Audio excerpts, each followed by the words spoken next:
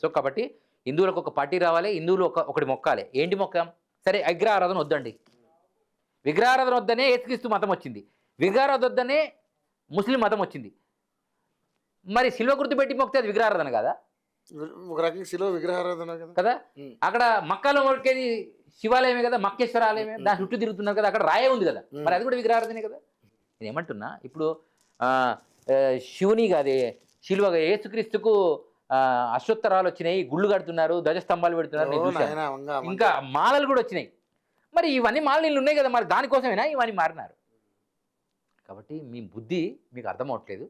ఇది సత్యమైన ధర్మం, ఇది సముద్రం లాంటిది, దీన్ని లోతుగా తెలుసుకున్నోడికి అర్థమవుతుంది. కొండ గొర్రెలకు సంకరజాతులకు ఇది అర్థం కాదు.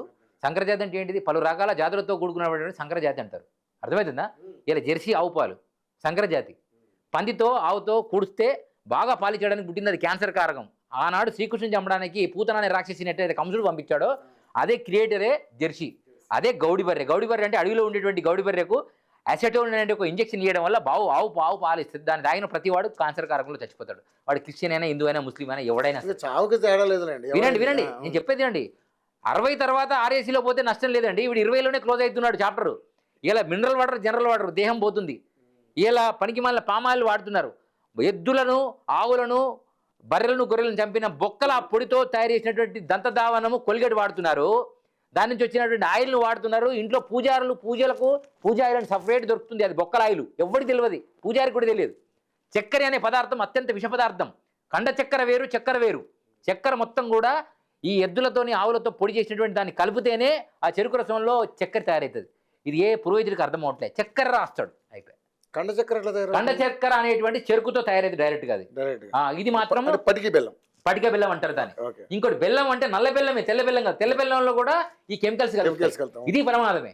ఇది తెలియని పురోహితులు ఈ దేశంలో చాలా మంది పిలకలు పెట్టుకొని మంత్రాలు చదువుకుంటూ తిరుగుతున్నారు. ఇంకొకటి, పురోహితుల యొక్క వేషాలు కూడా, వాడి కిందనేమో పంచ ఉంటుంది, పైన చెక్స్ షర్ట్ ఉంటుంది. అరే పైన కూడా ఎర్రది వేసుకోరా బాబు, నువ్వేమైనా మందికి పుట్టావా? శంకరజాతిలాగా ఎందుకు తిరుగుతున్నావు? నువ్వు పురోహితమైన ఇస్తే వేదం చదువుతున్నావు కదా, నీకేంది?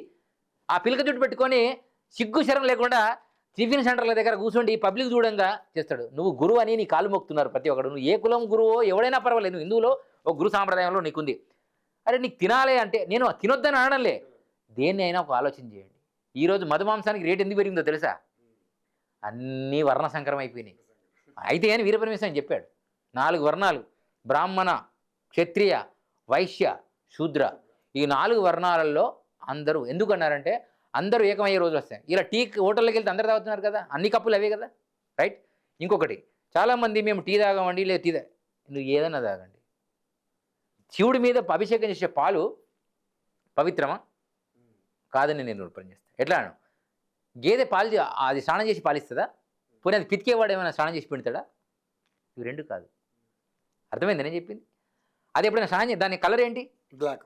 మరి అంత కలర్ ఉన్న బ్లాక్ పాలు నువ్వు ఎట్లా తాగుతున్నావు? క్లారిటీ లేదు.